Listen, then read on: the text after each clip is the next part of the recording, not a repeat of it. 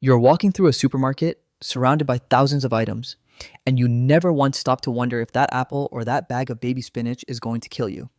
You move through the aisles with a sense of total, unthinking security.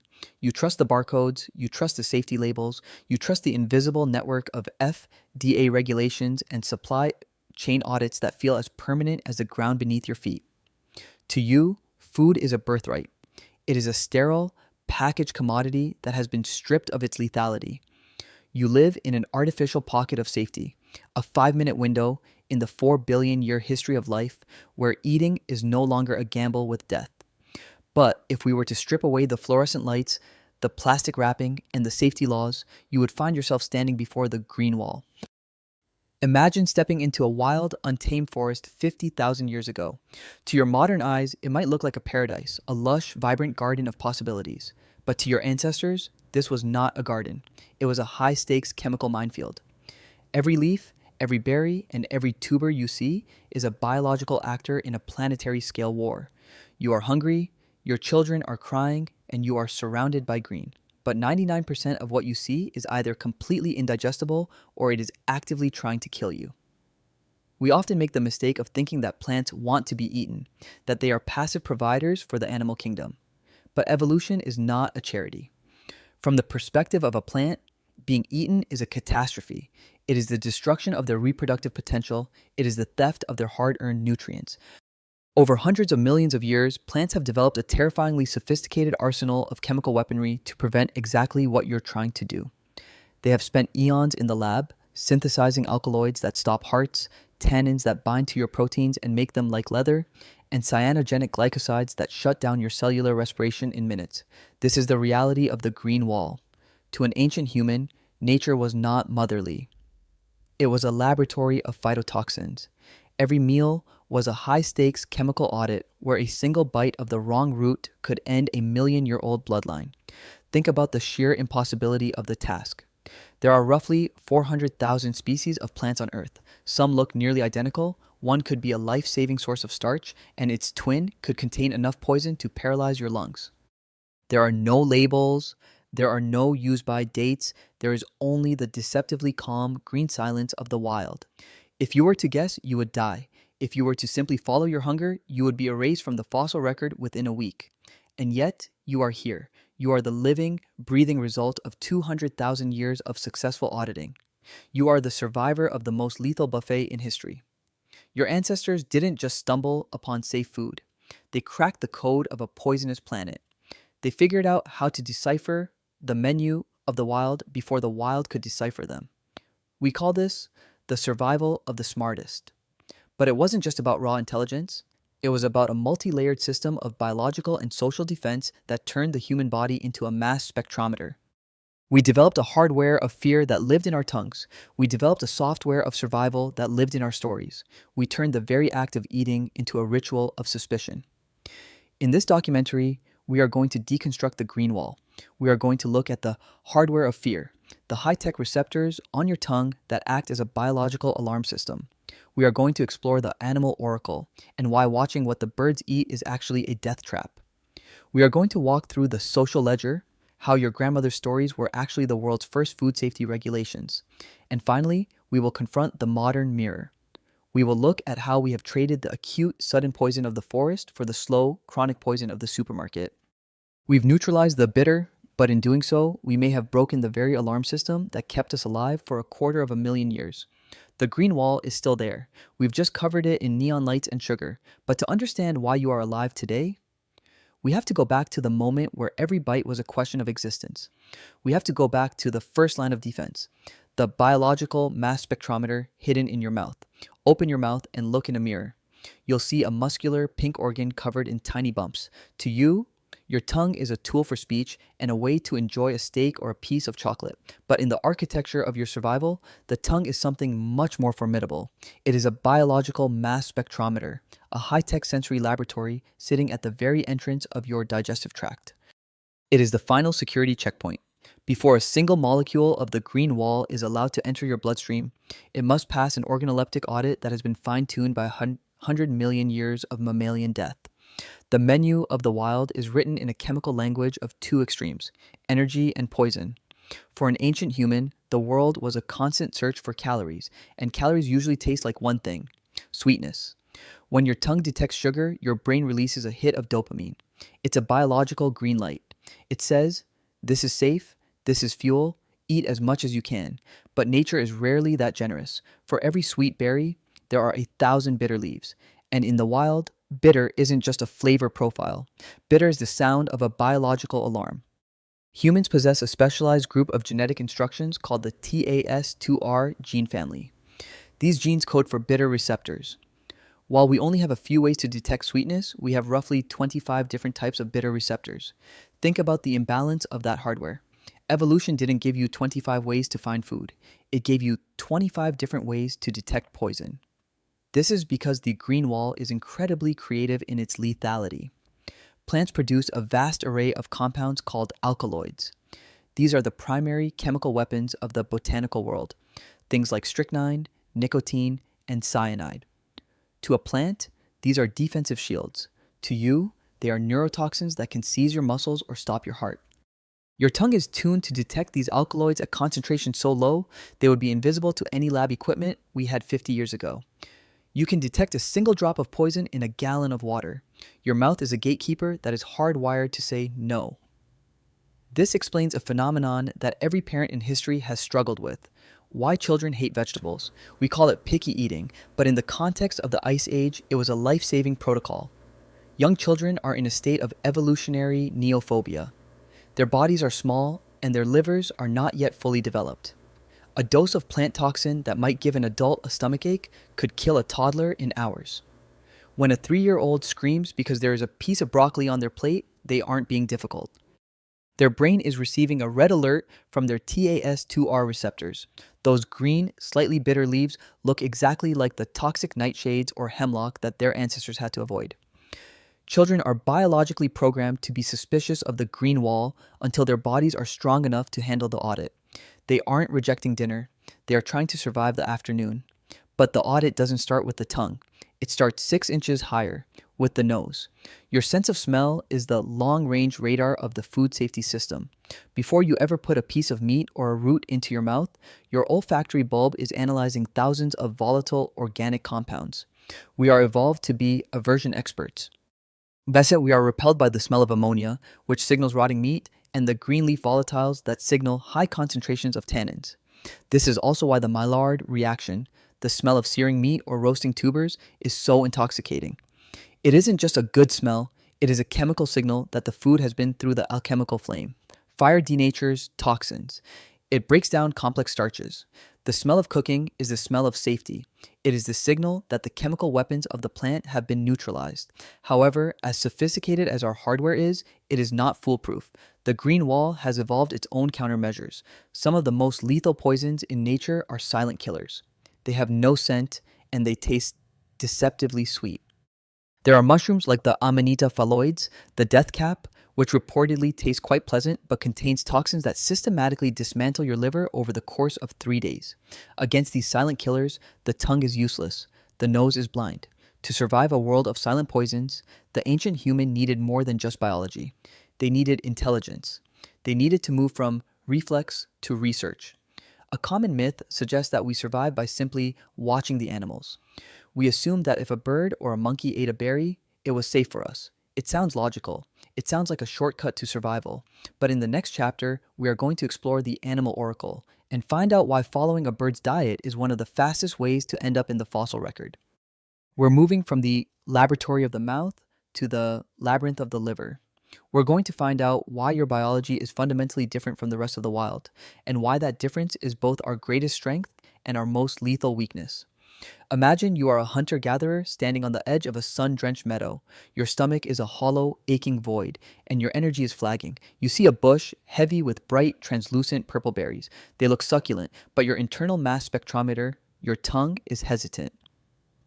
Then you see a cedar waxwing land on a branch. The bird chirps, tilts its head, and begins to feast. It swallows one berry, then another, then a third. It doesn't fall over, it doesn't seize, it simply wipes its beak and flies away into the canopy. In almost every survival manual written in the last century, there is a piece of advice that feels like common sense. Watch what the animals eat. It's an enticing shortcut. We assume that because we are all part of the same biological tapestry, because we all share the same basic DNA, then what is food for a bird or a monkey must be food for a human. We treat the animal kingdom as an oracle, a living, breathing safety manual for the green wall. But if you were to follow that cedar waxwing's lead, you might not survive the night. This is the animal oracle trap. It is one of the most dangerous misconceptions in evolutionary biology. In reality, the wild is a world of trophic divergence. Every species on this planet is a specialized chemical laboratory, and their liver software is not compatible with yours. A bird can eat the berries of the bittersweet nightshade, berries that contain solanine, a potent glycoalkaloid that would cause you to experience violent cramps, paralysis, and respiratory failure. To the bird, that poison is just a carbohydrate. To you, it is a lethal error in judgment. Why? Because evolution doesn't produce universal solutions, it produces local specialists. A bird has a metabolic rate that is off the charts compared to yours. It can process certain toxins so quickly they never even reach its brain. Other animals, like the koala, have spent millions of years specializing in a single poison. A koala eats eucalyptus leaves that are so saturated with phenolic and terpene compounds they would kill almost any other mammal on Earth. The koala isn't stronger than you, it simply has a liver that has been custom built over eons to perform one specific chemical miracle. When an ancient human watched an animal eat, they weren't seeing a safety manual. They were seeing a biological mystery. They had to learn, through a brutal process of elimination, that they were the ultimate generalists in a world of specialists. This generalist status is our greatest strength, but it is also our most profound vulnerability.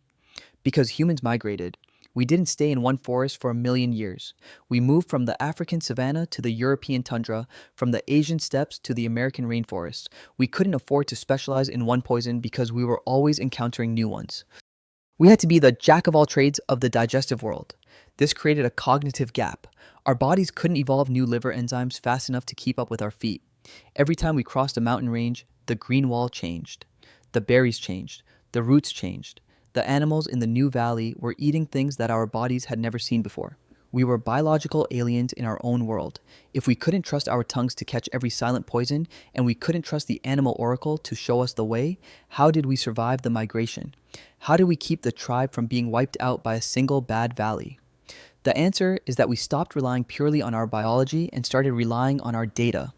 We realized that while one human might die from a mistake, the tribe could learn from it. We turned our survival into a social ledger. We created the world's first cloud-based storage system, but instead of silicon chips, we used the gray matter of our elders.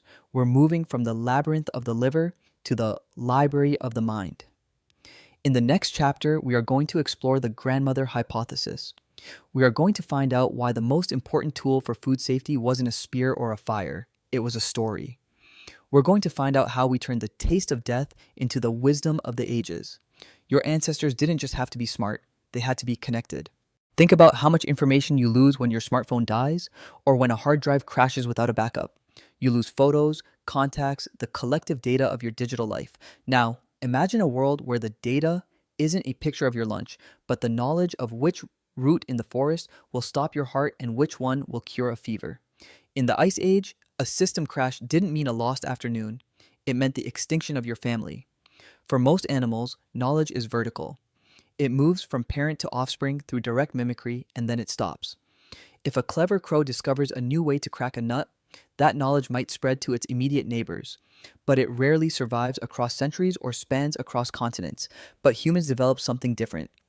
We developed a social ledger, a way to store information outside of our own DNA. And the most important hardware for this ledger wasn't the hunter or the warrior, it was the elder. In evolutionary biology, there is a profound mystery known as the grandmother hypothesis. Most animals in the wild die shortly after they stop being able to reproduce. From a cold Darwinian perspective, a postmenopausal female is a resource drain. She consumes food but doesn't produce more offspring.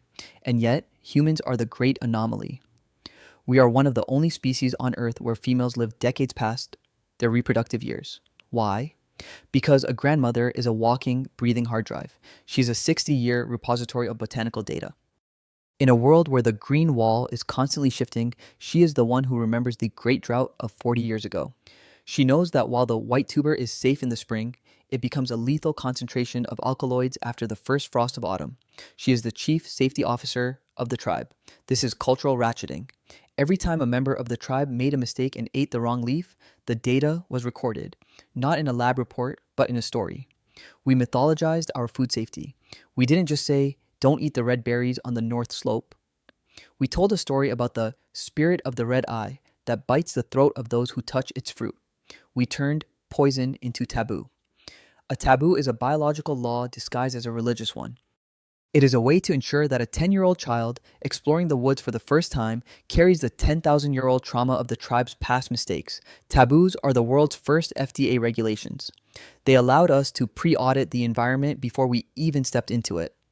When we moved to a new valley, we didn't start from zero. We started with the metadata of our ancestors. This social ledger is why humans could survive the migration across the planet. While our livers couldn't evolve fast enough to handle new poisons, our stories could. We became the only species on Earth that could download survival. This created a massive competitive advantage. While a Neanderthal group might have relied on a smaller, more localized pool of knowledge, Homo sapiens were building a global library. But there was a limit to what stories could do. Sometimes, the green wall was so thick with toxins that there was nothing safe left to eat. Sometimes, a tribe would find itself in a landscape where every single plant was armed to the teeth with chemical weapons. In those moments, the social ledger wasn't enough. We couldn't just avoid the poison, we had to learn how to defeat it. So we had to move from being observers to being engineers. We had to find a way to take a plant that was designed to kill us and strip it of its lethality.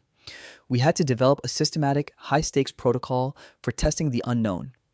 A method that looks startlingly like the modern scientific method, but performed in the dirt with nothing but our own skin as a sensor. In the next chapter, we are going to explore the protocol of the brave. We are going to look at the universal edibility test, the step-by-step audit that allowed our ancestors to hack the chemical code of an entire continent. We are moving from the story to the experiment. We're going to find out how much pain a human is willing to endure to unlock a new source of calories. Imagine you have just crossed a mountain range that no one in your tribe has ever seen. The valley below is lush, green, and alien. The social ledger, the stories of your grandmothers, has finally reached its limit. Every plant around you looks like a ghost of something familiar, yet fundamentally wrong. You are starving. The attrition of the journey has left your body hollow, and the desperation in the eyes of your children is becoming a physical weight. You cannot wait for the animal oracle to show you the way, and the biological mass spectrometer of your tongue can't protect you if the poison is silent. In this moment of total isolation, your ancestors didn't just guess. They didn't simply pick a handful of leaves and hope for the best. That is the behavior of a doomed species. Instead, they performed the world's first rigorous scientific experiment. They used a systematic triage that we now call the universal edibility test. Long before the first laboratory was built, long before the first peer-reviewed paper was published, humans were practicing a high-stakes protocol of incremental exposure, a way to hack the chemical signature of the green wall 1 millimeter of skin at a time. This was the protocol of the brave. Yes, it was a method of controlled risk designed to minimize the cost of a mistake. The audit began not in the stomach, but on the skin. The human skin is a remarkably sensitive sensor for contact dermatitis, the body's immediate inflammatory response to chemical irritants. If the plant contained high levels of caustic oils or defensive acids, the skin would redden, itch, or blister within minutes. This was the first filter. If the plant failed the skin test, the audit was over. The root was discarded. The data was recorded. This thing burns. But if the skin remained calm, the audit moved to the mucosal barrier. The hunter would take a tiny piece of the plant and touch it to the outer surface of their lips.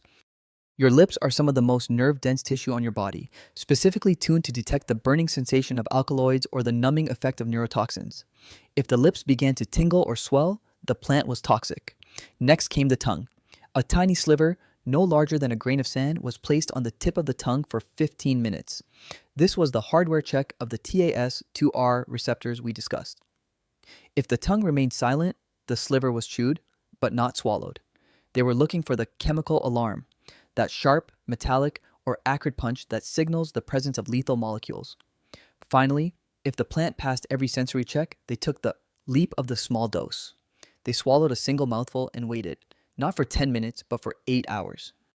During this window, the hunter was effectively a sentinel. They were waiting for the deep internal signals of the liver and the kidneys.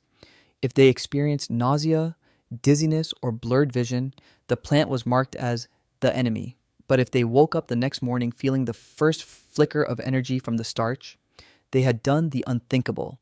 They had conquered a piece of the green wall. They had turned a mystery into calories. But the price of this protocol was often paid in blood. This was not a foolproof system.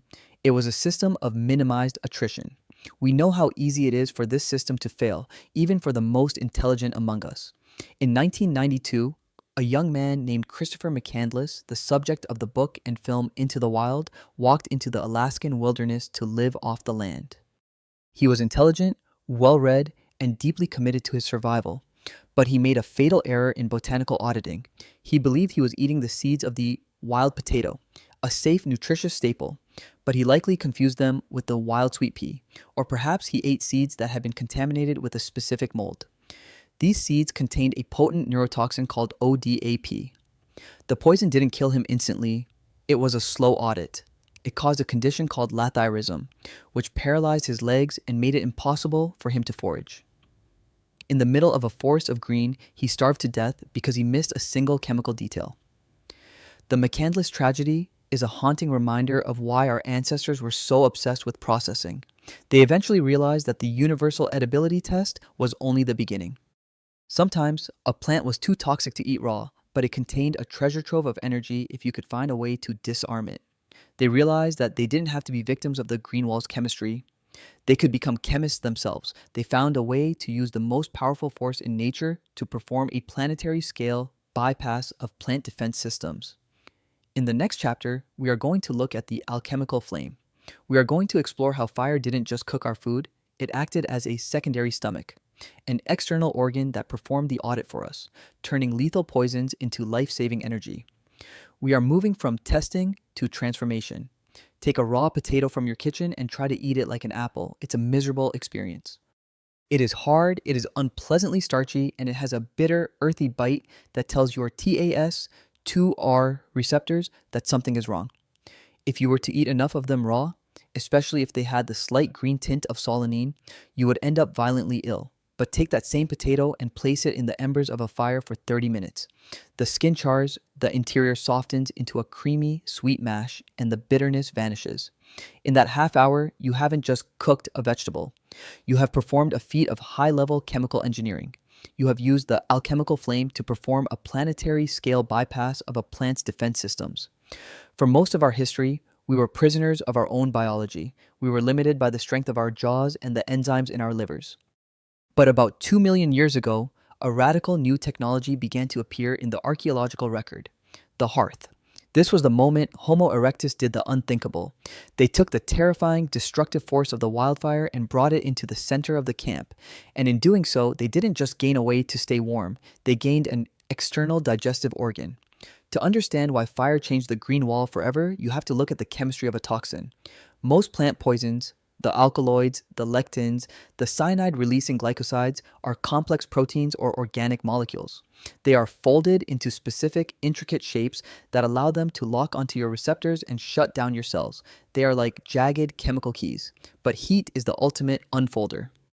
Why, when you subject a toxic root to the intense energy of a fire, you are performing a process called denaturation. The heat vibrates the molecules so violently that the complex folds of the poison begin to snap and unravel. The jagged key of the toxin is melted down into a harmless string of atoms. Fire doesn't just hide the poison, it systematically disarms it at the molecular level. It takes the chemical minefield of the wild and turns it into a caloric goldmine. This led to what anthropologists call the starch revolution. Before fire, the most calorie-dense parts of the green wall, the tubers, the heavy roots, the underground storage organs, were effectively off-limits to us. They were too tough to chew and too toxic to digest. But the alchemical flame unlocked the energy glitch. Watime say, by roasting these roots, humans were able to gelatinize the starches, making them soft, sweet, and incredibly easy for the body to absorb. This created a massive caloric surplus. For the first time in history, a primate didn't have to spend 6 hours a day chewing tough raw leaves just to survive. We could eat a day's worth of calories in a single sitting around the fire. This surplus energy was the rocket fuel for the human brain. Our guts began to shrink because we were pre-digesting our food in the fire, and that diverted energy allowed our brains to grow. We literally cooked ourselves into becoming human. But even the flame had its limits. Some plants were so well armed that fire alone couldn't save us. Consider the cassava or manioc, a staple for millions of people today. In its wild form, it is saturated with cyanide. If you just roast it, you die. To defeat the cassava, our ancestors had to develop even more sophisticated pre-audit systems. They had to learn how to grate the root, soak it in running water for days to leach the water-soluble toxins, and then squeeze out the poison before the flame ever touched it. This was multi-stage processing. It shows that ancient humans weren't just finding safe food, they were manufacturing it. They were using fire, water, and time to perform a high-tech audit that nature never intended for us to win. They turned a lethal landscape into a pantry. However, the alchemical flame did one more thing, something that changed our relationship with the green wall forever. It gave us a universal signal of safety. But we discussed how the TAS2R receptors on your tongue are an alarm for bitterness, but the smell of roasting fat and caramelizing sugars is the biological signal for audited and safe. When you smell a barbecue today, you are feeling the echo of a 2 million-year-old relief.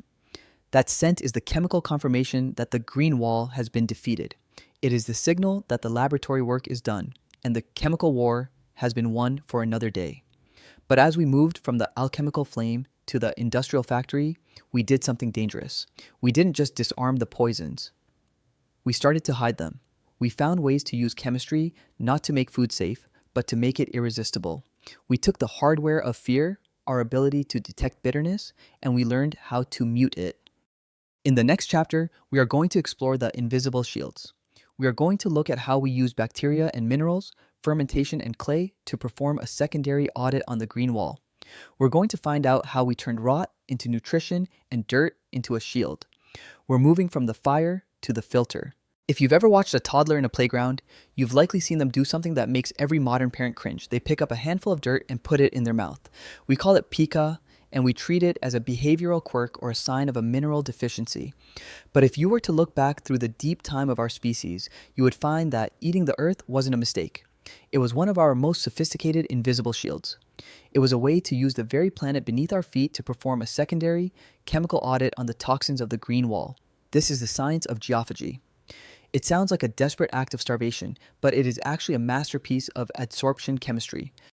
Mammals in the wild, many of the most high-energy foods are protected by tannins and alkaloids, bitter, astringent compounds that bind to your proteins and turn your digestive tract into a battlefield.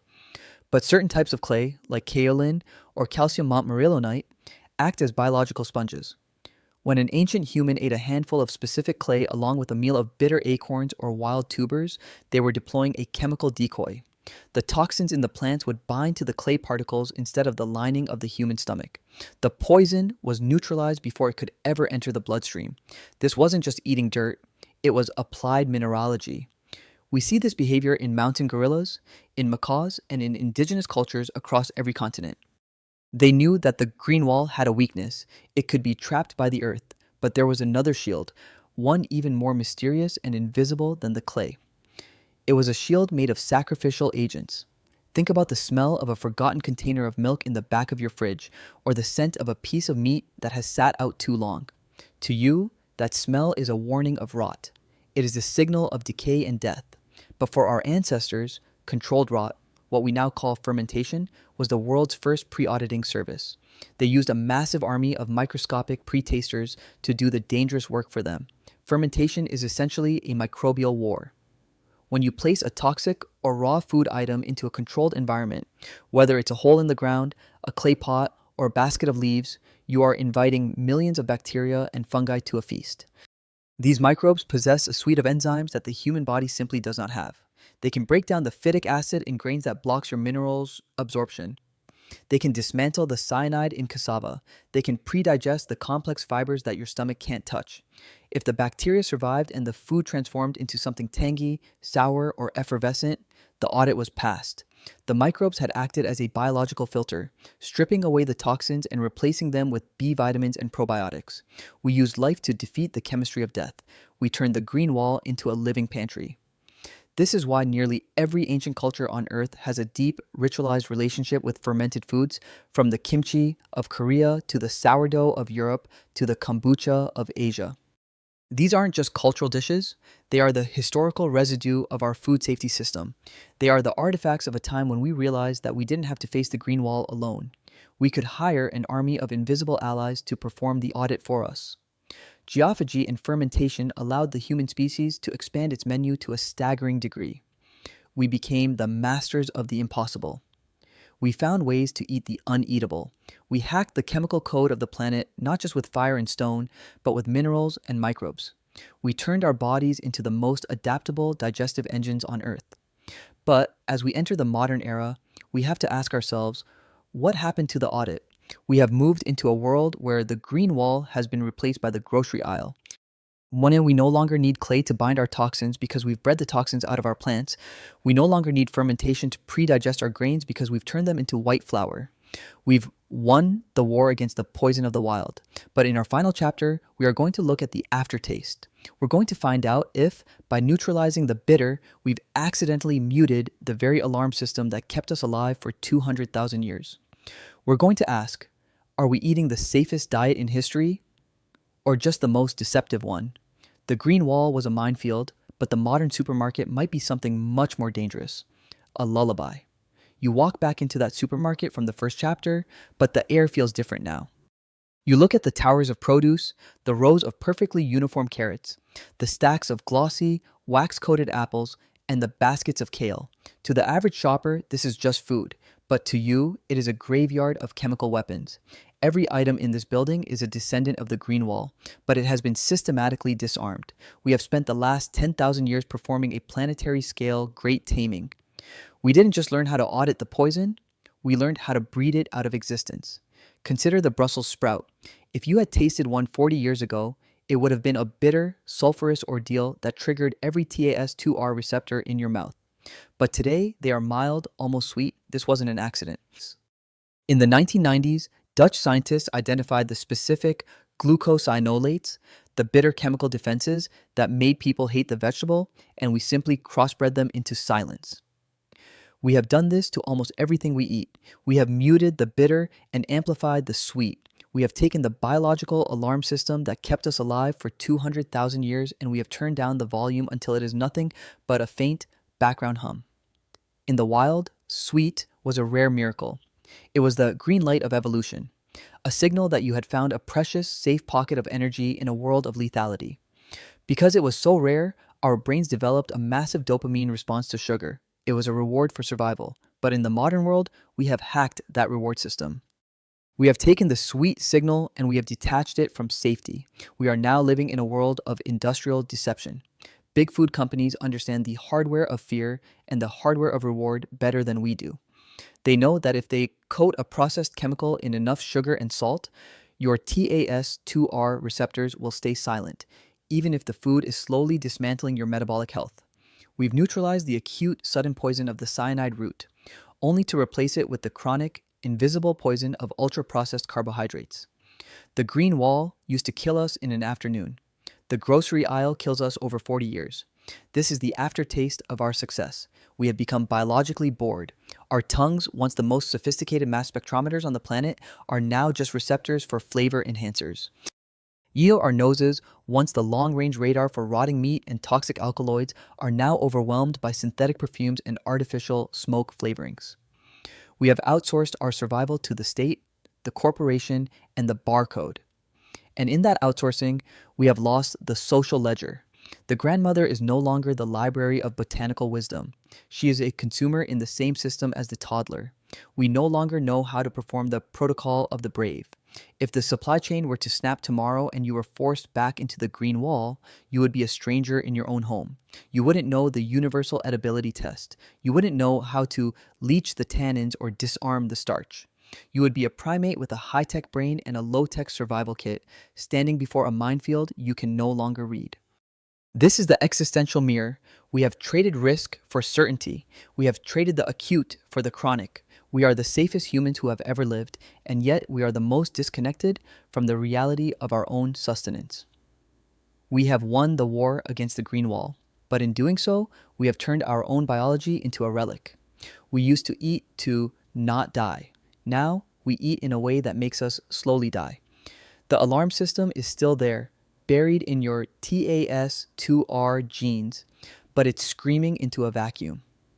We have created a world where everything tastes like a green light, even when the road is leading to a cliff. So, the next time you taste something slightly bitter, a piece of dark chocolate, a sip of black coffee, or a sprig of wild arugula, don't just recoil, stop. Listen to that sensation. That sharp, acrid punch is a 200,000-year-old message from your ancestors. It is the echo of the green wall. It is your biology reminding you that once upon a time, your life depended on your ability to tell the difference between a feast and a funeral. The grocery store is a lullaby, but the wild is still out there, waiting for the moment we forget how to listen to our tongues. We are the survivors of the most lethal buffet in history. Our greatest responsibility now is to make sure we don't become the victims of the most comfortable one. How did ancient humans know what was safe to eat? They knew because they were willing to listen to the planet. They knew because they realized that every bite was a conversation between their life and the world's lethality. The question is, in a world where everything is safe, have we forgotten how to have the conversation? Nature doesn't have a hospital. It only has us. And as we pack our bags of disarmed produce and head for the checkout, we are carrying the weight of 250,000 years of suspicion. Don't let the sugar make you forget the poison.